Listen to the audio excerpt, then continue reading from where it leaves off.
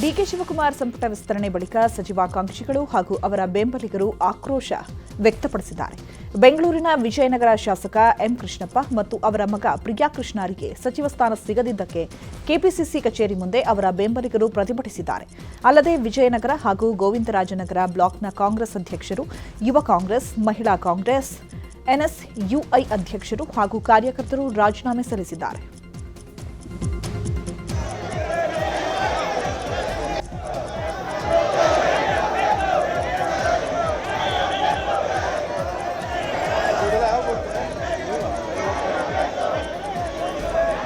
ಇನ್ನು ಕೃಷ್ಣಪ್ಪ ಬೆಂಬಲಿಗರ ಜೊತೆ ಮಾತನಾಡಿದ ಕೆಪಿಸಿಸಿ ಅಧ್ಯಕ್ಷ ಬಿಕೆ ಹರಿಪ್ರಸಾದ್, ನಾನು ಕೃಷ್ಣಪ್ಪ ಒಟ್ಟಿಗೆ ಓದಿದ್ದೇವೆ.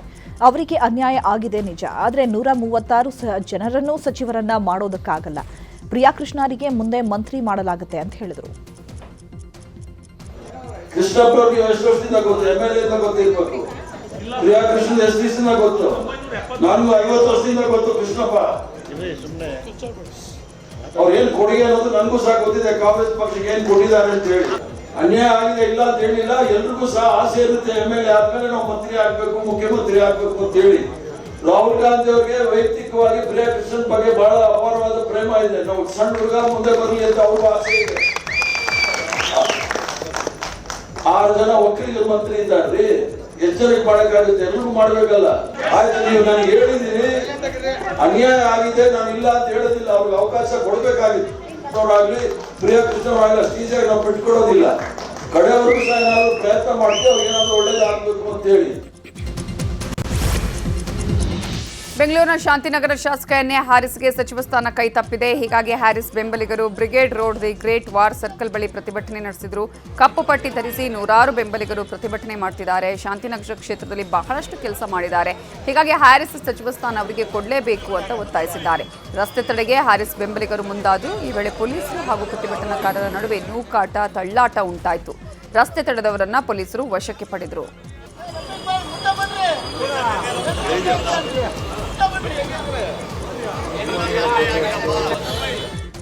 ಆನೇಕಲ್ ಶಾಸಕ ಬಿ ಶಿವಣ್ಣನಿಗೆ ಸಚಿವ ಸ್ಥಾನ ಕೈ ತಪ್ಪಿದ ಹಿನ್ನೆಲೆ ಬೆಂಬಲಿಗರ ಆಕ್ರೋಶ ಭುಗಿಲೆದ್ದಿದೆ. ಚಂದಾಪುರ ಸರ್ಕಲ್ನಲ್ಲಿ ಕಾಂಗ್ರೆಸ್ ಕಾರ್ಯಕರ್ತರು ಟೈರ್ಗೆ ಬೆಂಕಿ ಹಚ್ಚಿ ಆಕ್ರೋಶ ಹೊರಹಾಕಿದರು. ಕಾಂಗ್ರೆಸ್ ಹೈಕಮಾಂಡ್ ವಿರುದ್ಧ ಘೋಷಣೆ ಕೂಗಿ ಆಕ್ರೋಶ ವ್ಯಕ್ತಪಡಿಸಿ ಶಾಸಕ ಬಿ ಶಿವಣ್ಣ ಸಚಿವ ಸ್ಥಾನ ಅವರಿಗೆ ಕೊಡಬೇಕು ಅನ್ನುವ ಆಗ್ರಹವನ್ನು ಅವರ ಬೆಂಬಲಿಗರು ಮಾಡಿದರು.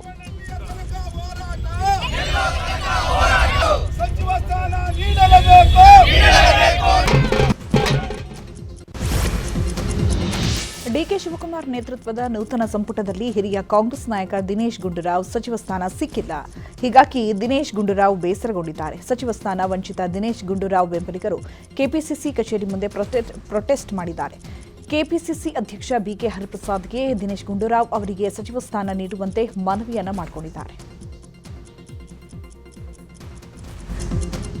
ಗಾಂಧಿನಗರ ಕ್ಷೇತ್ರದ ಶಾಸಕ ದಿನೇಶ್ ಗುಂಡೂರಾವ್ ಅವರಿಗೆ ಸಚಿವ ಸ್ಥಾನ ಸಿಗದ ಬಗ್ಗೆ ಹೈಕಮಾಂಡ್ ಜೊತೆ ಮಾತನಾಡ್ತೇನೆ ಅಂತ ಕೆಪಿಸಿಸಿ ಅಧ್ಯಕ್ಷ ಬಿಕೆ ಹರಿಪ್ರಸಾದ್ ತಿಳಿಸಿದ್ದಾರೆ.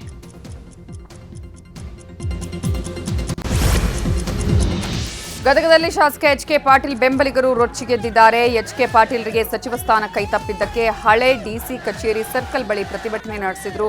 ಮಾನವ ಸರಪಳಿ ನಿರ್ಮಿಸಿ ಕಾಂಗ್ರೆಸ್ ಹೈಕಮಾಂಡ್ ವಿರುದ್ಧ ಪ್ರತಿಭಟನೆ ನಡೆಸಿ ಆಕ್ರೋಶ ಹೊರಹಾಕಿದ್ರು. ಹಿರಿಯ ನಾಯಕ ಎಚ್ ಕೆ ಪಾಟೀಲ್ರಿಗೆ ಸಚಿವ ಸ್ಥಾನ ಕೊಡಬೇಕು, ಇಲ್ಲವಾದರೆ ಮುಂದಿನ ದಿನಗಳಲ್ಲಿ ಉಗ್ರವಾದ ಪ್ರತಿಭಟನೆ ನಡೆಸುವ ಎಚ್ಚರಿಕೆ ಕೊಟ್ಟಿದ್ದಾರೆ.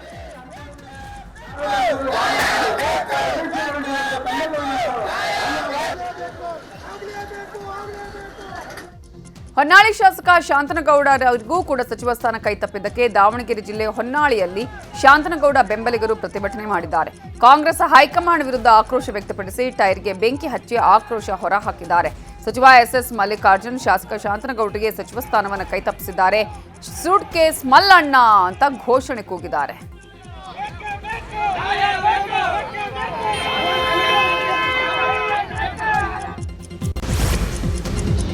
ಕೊಪ್ಪಳದಲ್ಲೂ ಶಾಸಕ ರಾಘವೇಂದ್ರ ಹಿಟ್ನಾಳ್ ಬೆಂಬಲಿಗರು ಆಕ್ರೋಶ ವ್ಯಕ್ತಪಡಿಸಿದ್ದಾರೆ. ಸಿದ್ದರಾಮಯ್ಯ ವಿರುದ್ಧ ರಾಘವೇಂದ್ರ ಹಿಟ್ನಾಳ್ ಬೆಂಬಲಿಗರು ಗರಂ ಆಗಿದ್ದಾರೆ. ಸತತ 3 ಬಾರಿ ರಾಘವೇಂದ್ರ ಹಿಟ್ನಾಳ್ ಗೆದ್ದಿದ್ದಾರೆ. ಜಾತಿಗೆ ಜಾತಿ ವೈರಿ, ನೀರಿಗೆ ಪಾಚಿ ವೈರಿ ಅಂತ ಪೋಸ್ಟ್ ಹಾಕಿದ್ದಾರೆ. ಮಾಜಿ ಮುಖ್ಯಮಂತ್ರಿಗಳಿಗೆ ನಿಮಗೆ ಒಳ್ಳೆಯದಾಗಲಿ ಅಂತ ಕುರುಬಾ ಸಮುದಾಯದವರು ಆಕ್ರೋಶ ವ್ಯಕ್ತಪಡಿಸಿದರು. ಸಚಿವ ಸ್ಥಾನ ಕೈತಪ್ಪೋಕೆ ಸಿದ್ದರಾಮಯ್ಯನವರೇ ಕಾರಣ ಅಂತ ಅಸಮಾಧಾನ ವ್ಯಕ್ತಪಡಿಸಿದ್ದಾರೆ.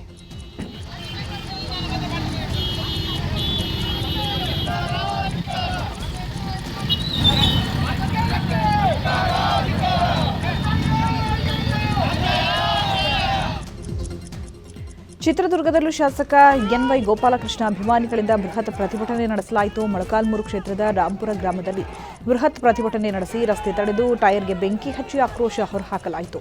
ಹೈಕಮಾಂಡ್ ನಾಯಕರ ವಿರುದ್ಧ ಧಿಕ್ಕಾರ ಕೂಗಿದ್ರು. ಕೈಯಲ್ಲಿ ವಿಷದ ಬಾಟಲಿ, ಪೆಟ್ರೋಲ್ ಪ್ರದರ್ಶಿಸಿ ಹೈ ಡ್ರಾಮಾ ಮಾಡಿದ್ರು.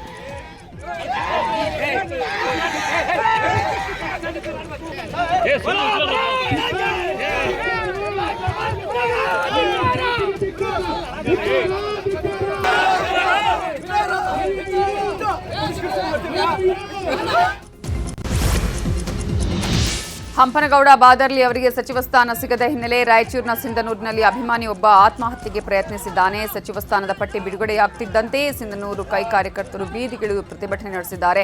5 ಬಾರಿ ಶಾಸಕರಾಗಿರುವ ಹಂಪನಗೌಡ ಬಾದರ್ಲಿಗೆ ಸಚಿವ ಸ್ಥಾನ ಕೊಡುವುದಕ್ಕೆ ಆಗ್ರಹಿಸಿದರು. ಈ ವೇಳೆ ಕಾರ್ಯಕರ್ತ ಸೈಫುಲ್ಲಾ ಖಾನ್ ಅನ್ನುವಾತ ಪೆಟ್ರೋಲ್ ಸುರಿದುಕೊಂಡು ಆತ್ಮಹತ್ಯೆಗೆ ಪ್ರಯತ್ನಿಸಿದ್ದಾನೆ.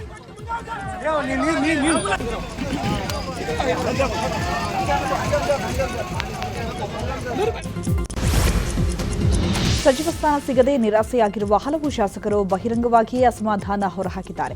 ಅಸಮಾಧಾನ ವಿಚಾರವಾಗಿ ಹೈಕಮಾಂಡ್ ಗರಂ ಆಗಿದ್ದು, ಸಿಟ್ಟಿಗೆದ್ದ ಶಾಸಕರಿಗೆ ಹೈಕಮಾಂಡ್ ಖಡಕ್ ಸಂದೇಶ ರವಾನಿಸಿದೆ. ಯಾರೇ ರಾಜೀನಾಮೆ ಕೊಟ್ಟರೂ ಮುಲಾಜಿಲ್ಲದೆ ರಾಜೀನಾಮೆ ಅಂಗೀಕರಿಸಿ ಅಂತ ಸಿಎಂ ಡಿಕೆ ಶಿವಕುಮಾರ್ಗೆ ಸ್ಪಷ್ಟ ಸಂದೇಶ ನೀಡಿದೆ. ಇದರ ಬೆನ್ನಲ್ಲೇ ಸಿಎಂ ಅತೃಪ್ತರಿಗೆ ಖಡಕ್ ಸಂದೇಶ ನೀಡಿದ್ದು, ಯಾರೇ ರಾಜೀನಾಮೆ ಕೊಟ್ಟರೂ ಕೆಲ ಕ್ಷಣಗಳಲ್ಲೇ ರಾಜೀನಾಮೆ ಅಂಗೀಕರಿಸುವುದಾಗಿ ಹೇಳಿದ್ದಾರೆ. ರಾಜೀನಾಮೆ ಕೊಡೋರು ಇವೆಲ್ಲ ರಾಜಕೀಯದಲ್ಲಿ ನಡೀತಾ ಇರೋದು. ರಾಜೀನಾಮೆ ಕೊಡೋರ ಬಗ್ಗೆ ಯಾರು ತಡೆಯೋಕ್ಕಾಗಲ್ಲ. ಪಾರ್ಟಿ ಬೇಕು, ಅವ್ರಿಗೂ ಭವಿಷ್ಯ ಬೇಕು ಅಂತಂದ್ರೆ ಪಕ್ಷ ಇದ್ರೆ ಇದು. ನನಗೆ ರಾಜೀನಾಮೆ ಕೊಡ್ಬೋದೈತಲ್ಲ. ನಾನು ಧರ್ಮಸಿಂಗ್ ಕಾಲದಲ್ಲಿ, ಬೇರೆ ಕಾಲ ಸಿದ್ದರಾಮಯ್ಯವ್ರ ಕಾಲದಲ್ಲಿ ಎಲ್ಲ ನನ್ನ ಮಂತ್ರಿಗೆ ತಪ್ಪಿಸ್ತಾರಾದಾಗ ನಾನು ಪರಮೇಶ್ವರ್ ಇಬ್ರು ತಾಳ್ಮೆಯಿಂದ ಇರಲಿಲ್ವಾ? ನಿನ್ನೆ ಯಾರು ಹೇಳಿಲ್ವಾ? ನಾನು ವೀರೇಂದ್ರ ಪಾಟೀಲ್ ಕಾಲದಲ್ಲಿ ಬಂಗಾರಪ್ಪನವ್ರಿಗೆ ಕೊಟ್ಟಿರಲಿಲ್ಲ, ಖರ್ಗೆ ಸಾಹೇಬ್ರಿಗೆ ಕೊಟ್ಟಿರಲಿಲ್ಲ, ಧರ್ಮಸಿಂಗ್ಗೆ ಕೊಟ್ಟಿರಲಿಲ್ಲ. ಅವರೆಲ್ಲ ಚೀಫ್ ಮಿನಿಸ್ಟರ್ಗಳಾಗಲಿಲ್ವಾ? ಇವೆಲ್ಲ ಪೇಷನ್ಸಿಂದ ಈ ಸಂದರ್ಭದಲ್ಲಿ ಇರಬೇಕಾಗ್ತದೆ. Party is very much important. ಯಾರು ರೆಸಿಗ್ನೇಷನ್ ಕೊಟ್ಟರೆ within few minutes I am going to accept.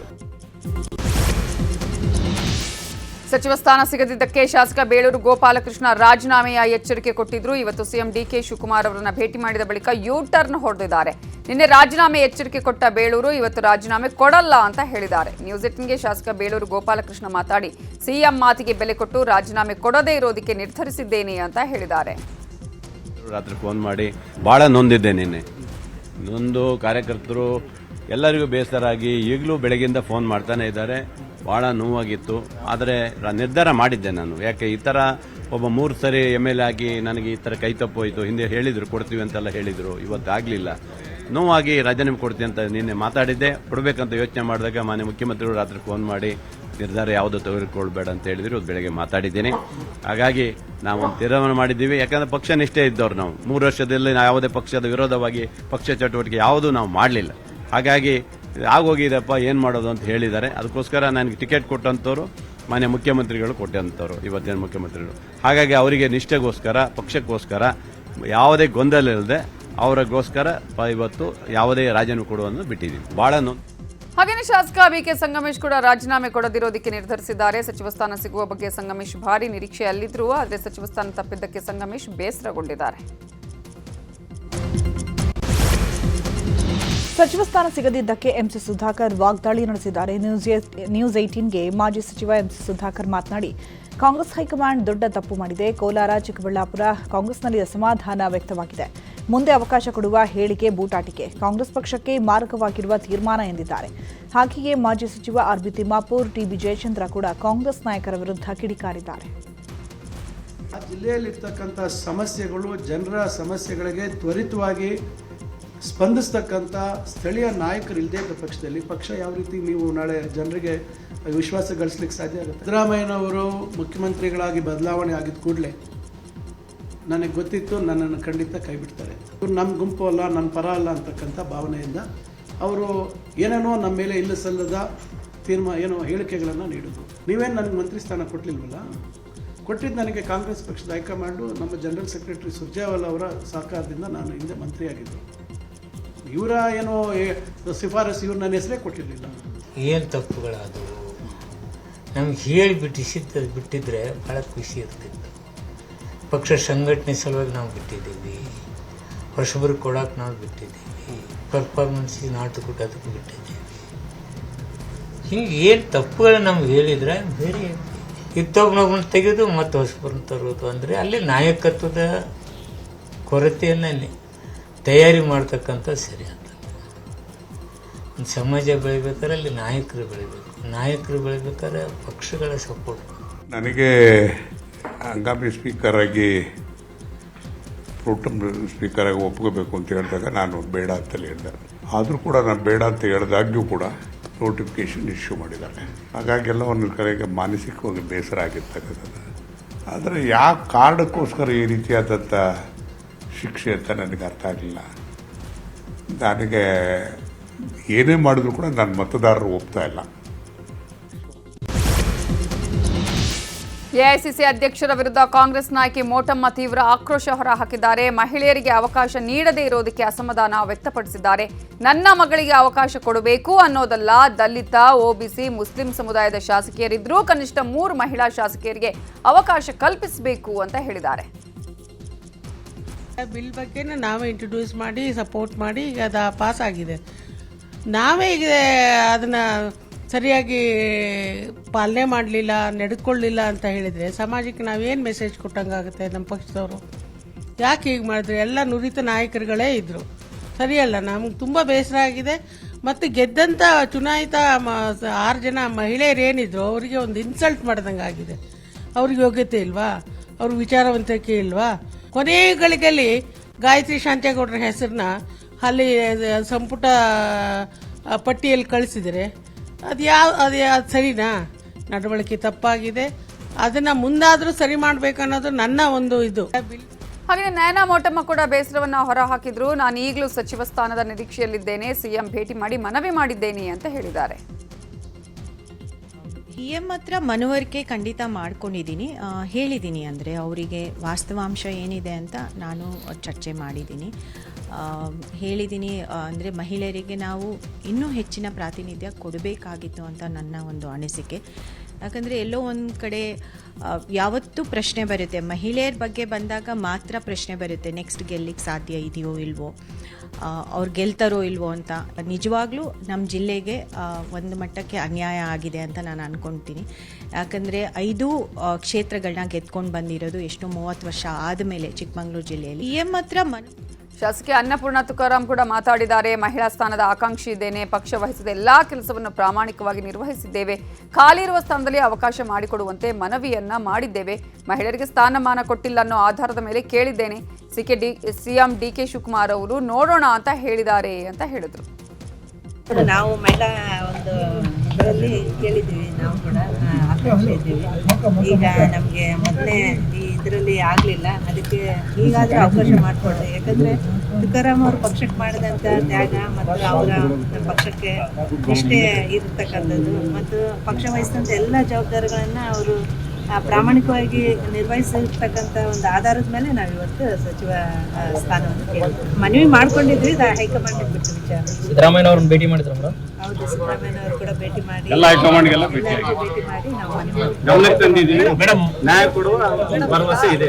ಮಹಿಳೆಯರಿಗೆ ಇವತ್ತು ಸ್ಥಾನಮಾನ ಕೊಟ್ಟಿಲ್ಲ, ನಾವು ಆ ಆಧಾರದ ಮೇಲೆ ಕೇಳಿದ್ವಿ. ಇಲ್ಲಿ ಮಹಿಳೆಯರಿಗೆ ಯಾವ ಕೋಟ ಅಂತೇಳಿ ಬರಲ್ಲ, ಒಟ್ಟು ಒಬ್ಬ ಮಹಿಳೆಗೆ ಅಥವಾ 2 ಮಹಿಳೆಯರಿಗೆ ಸ್ಥಾನಮಾನ ಕೊಡಬೇಕು. ಸಚಿವ ಸಂಪುಟ ವಿಸ್ತರಣೆ ಬಗ್ಗೆ ಸಚಿವ ಯತೀಂದ್ರ ಸಿದ್ದರಾಮಯ್ಯ ಪ್ರತಿಕ್ರಿಯಿಸಿದ್ದಾರೆ. ಸಂಪುಟ ವಿಸ್ತರಣೆ ಆದಾಗ ಅಸಮಾಧಾನ ಸಹಜ, ಹೈಕಮಾಂಡ್ ನಿರ್ಧಾರವೇ ಅಂತಿಮ. ಸಿದ್ದರಾಮಯ್ಯಗೆ ಯಾವುದೇ ಅಸಮಾಧಾನ ಇಲ್ಲ, ಸಂಪುಟದಲ್ಲಿ ಹಿರಿಯರನ್ನ ಕಡೆಗಣಿಸಿಲ್ಲ, ಎಲ್ಲರನ್ನ ಸೇರಿಸಿಕೊಂಡು ಸಂಪುಟ ರಚನೆ ಮಾಡಲಾಗಿದೆ. ಮಹಿಳೆಯರಿಗೂ ಸೂಕ್ತ ಸ್ಥಾನ ಸಿಕ್ಕೇ ಸಿಗುತ್ತೆ, ಕೊನೆ ಕ್ಷಣದಲ್ಲಿ ಒಂದು ಸ್ಥಾನ ಖಾಲಿ ಇಟ್ಟಿದ್ದಾರೆ ಅಂತ ಹೇಳಿದರು. ಹೈಕಮಾಂಡ್ ಅವರು ಒಂದು ನೋಡಿ, ಯಾವುದೇ ಒಂದು ಸರ್ಕಾರದಲ್ಲಿ ಯಾವಾಗಲಾದರೂ ಸಂಪುಟ ಪುನಾರಚನೆ ಆದಾಗ ಅಥವಾ ವಿಸ್ತರಣೆ ಆದಾಗ ಒಂದಷ್ಟು ಸಚಿವಾಕಾಂಕ್ಷಿಗಳಿಗೆ ಸಿಗೋದಿಲ್ಲ. ಆಗ ಅವ್ರ ಕಾರ್ಯಕರ್ತಗಳು, ಅವರ ಬೆಂಬಲಿಗರು ಯಾರಿರ್ತಾರೆ, ಒಂದಷ್ಟು ಪ್ರತಿಭಟನೆ ಮಾಡೋದೆಲ್ಲ ಆಗುತ್ತೆ, ಅದು ಸಹಜವಾದದ್ದು. ಬಟ್ ಅದನ್ನೇ ಅಂತಹ ದೊಡ್ಡ ವಿಷಯ ಏನಲ್ಲ. ಈಗಾಗಲೇ ರಾಜೀನಾಮೆ ಕೊಡಿರ್ತಾರೆ, ಏನು ಹೇಳ್ತಾರೆ ಸರ್? ಇನ್ನೂ ಸಾಕಷ್ಟು ಜನ ಕೊಡೋರು ಇದ್ದಾರೆ. ಆದರೆ ಅಂತಿಮ ತೀರ್ಮಾನ ತೆಗೆದುಕೊಳ್ಳೋದು ಹೈಕಮಾಂಡ್ ಅವರು. ಹೈಕಮಾಂಡ್ ಅವರು ಒಂದು ತೀರ್ಮಾನ ಮಾಡಿ ಒಂದಷ್ಟು ಜನನ ಸಚಿವರ ಮಾಡಬೇಕು ಅಂತ ಹೇಳಿ ತೀರ್ಮಾನ ಮಾಡಿದ್ಮೇಲೆ ಅದನ್ನು ಈ ಪಕ್ಷದವರು ಒಪ್ಕೊಳ್ಬೇಕಾಗುತ್ತೆ. ಸೊ ಅದ್ರ ಬಗ್ಗೆ ಮತ್ತೆ ಇನ್ನೇನು ನಾನು ಕಾಮೆಂಟ್ ಲೋಕಭವನಕ್ಕೆ ಬರಲಿಲ್ಲ, ಅಸಮಾಧಾನ ಆಗಿದೆ, ಜೊತೆ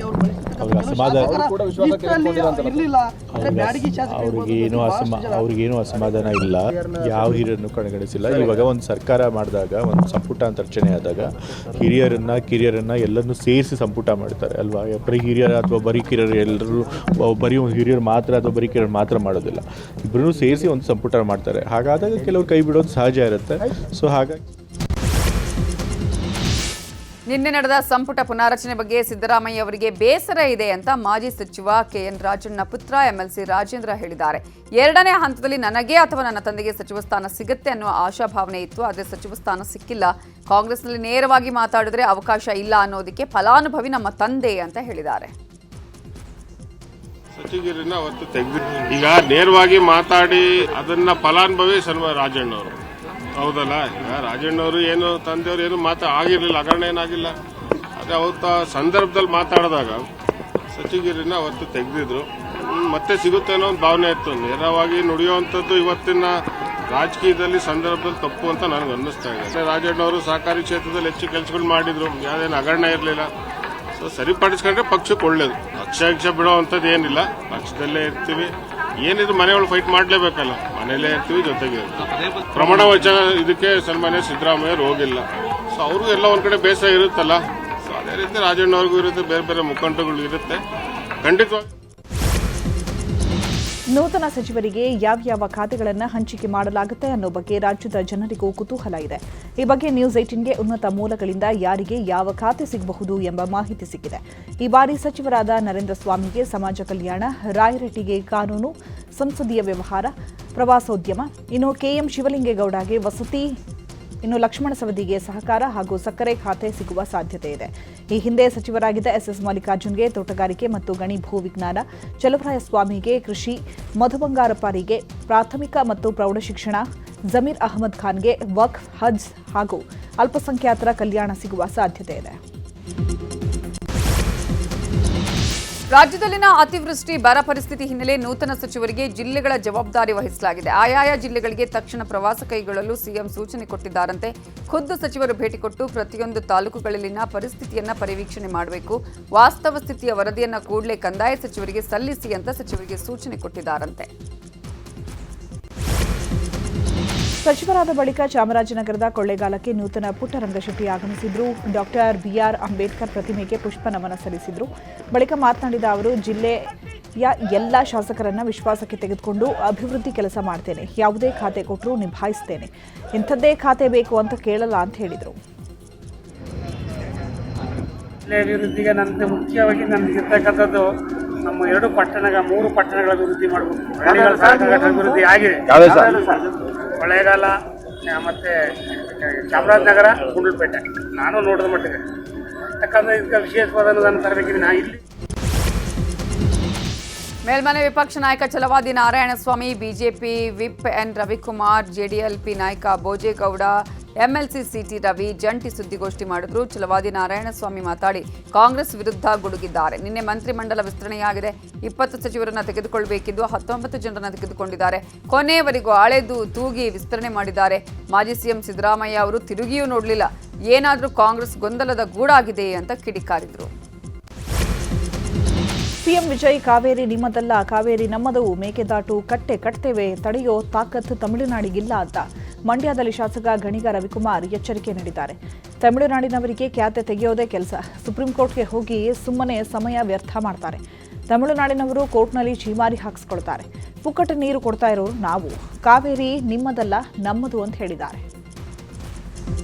ಅದೇನಿಲ್ಲ, ತಮಿಳುನಾಡವ್ರದ್ದು ಖ್ಯಾತೆ ತೆಗೆಯೋದೇ ಕೆಲಸ. ಅವ್ರಿಗೇನಂದರೆ ನೀರಿಗಿಂತ ರಾಜಕೀಯ.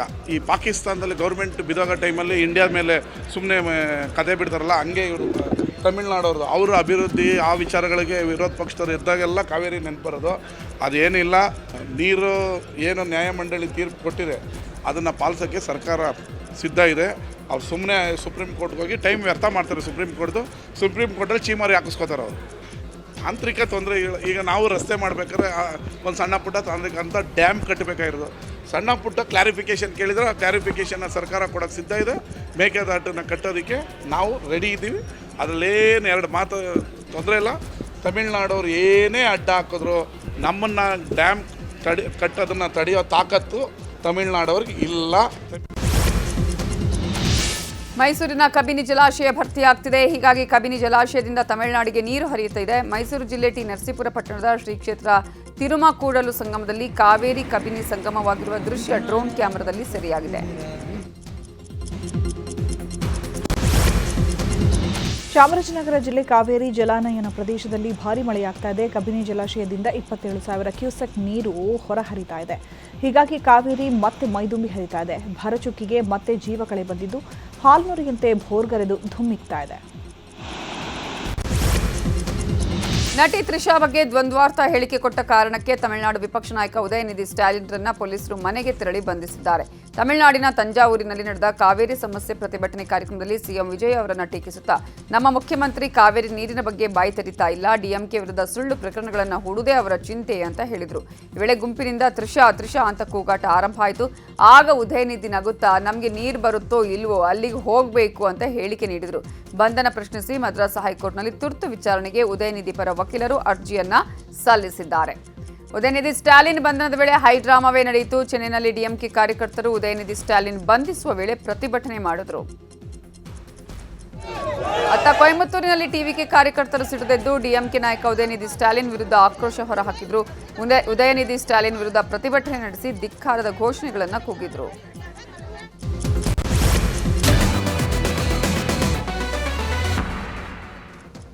Welcome back. ಇನ್ನುಳಿದ ಪ್ರಮುಖ ಸುದ್ದಿ ನೋಡೋಣ.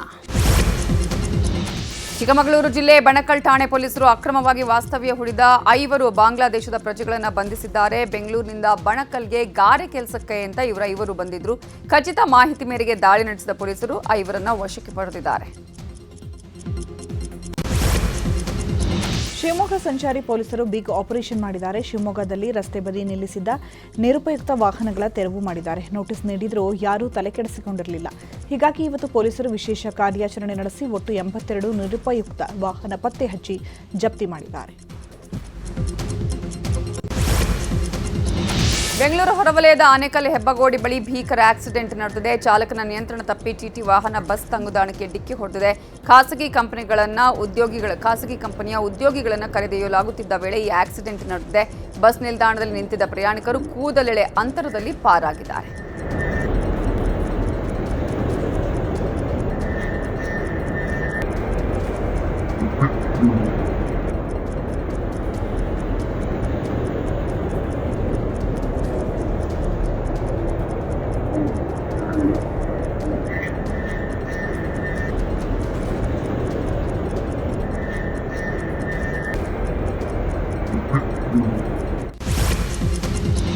ಬೆಂಗಳೂರಿನಲ್ಲಿ ಪುಡಿ ರೌಡಿಗಳ ಹಾವಳಿ ಹೆಚ್ಚಾಗಿದೆ. ಬೆಳಗ್ಗೆ ವೀಲಿಂಗ್ ಮಾಡ್ತಿದ್ದುದನ್ನು ಪ್ರಶ್ನಿಸಿದ್ದಕ್ಕೆ ರಾತ್ರಿ ಬಂದು ಕಾರಿನ ಮೇಲೆ ಕಲ್ಲು ಹಾಕಿ ಗಾಜು ಪುಡಿಪುಡಿ ಮಾಡಿದ್ದಾರೆ.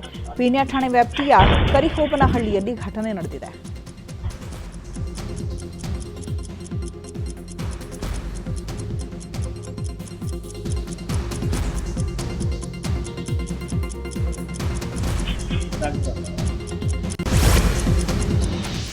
ದಾವಣಗೆರೆ ಜಿಲ್ಲೆಯ ನ್ಯಾಮತಿ ಪಟ್ಟಣದಲ್ಲಿ ಜೆಜೆಎಂ ಕಾಮಗಾರಿ ವಿಚಾರಕ್ಕೆ ಗುತ್ತಿಗೆದಾರನ ವಿರುದ್ಧ ಮಹಿಳೆಯರು ಆಕ್ರೋಶ ವ್ಯಕ್ತಪಡಿಸಿದ್ದಾರೆ. ಸರಿಯಾಗಿ ನೀರು ಬಿಡಿ, ಇಲ್ಲವಾದರೆ ನಿಮ್ಮ ನಲ್ಲಿಯನ್ನ ಕಿತ್ಕೊಂಡು ಹೋಗಿ ಅಂತ ಆಕ್ರೋಶವನ್ನ ಹೊರಹಾಕಿದ್ದಾರೆ.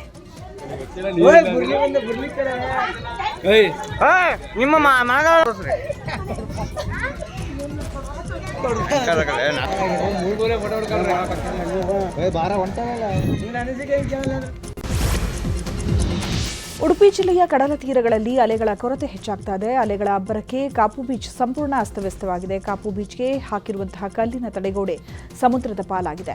ಈ ಹಿನ್ನೆಲೆ ಕಾಪು ಬೀಚ್ನಲ್ಲಿ ಎಲ್ಲ ಚಟುವಟಿಕೆಗಳನ್ನು ಬಂದ್ ಮಾಡಲಾಗಿದೆ.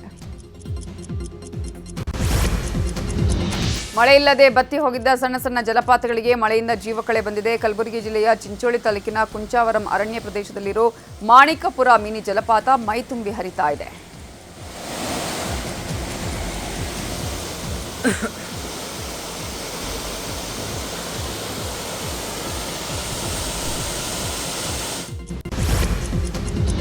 ಮೈಸೂರಿನಲ್ಲಿ ಚಾಮುಂಡೇಶ್ವರಿ ವರ್ಧಂತಿ ಮಹೋತ್ಸವ ಹಿನ್ನೆಲೆ ಚಿನ್ನದ ಪಲ್ಲಕ್ಕಿಯಲ್ಲಿ ಚಾಮುಂಡಿ ತಾಯಿಯ ಮೆರವಣಿಗೆ ಮಾಡಲಾಗುತ್ತಿದೆ. ಪಲ್ಲಕ್ಕಿ ಉತ್ಸವಕ್ಕೆ ಸಂಸದ ಯದುವೀರ್ ಒಡೆಯರ್ ಚಾಲನೆ ಕೊಟ್ಟರು. ಈ ವೇಳೆ ಪೊಲೀಸರು ಬ್ಯಾಂಡ್ ನುಡಿಸಿ ಗೌರವ ಸಲ್ಲಿಸಿದರು.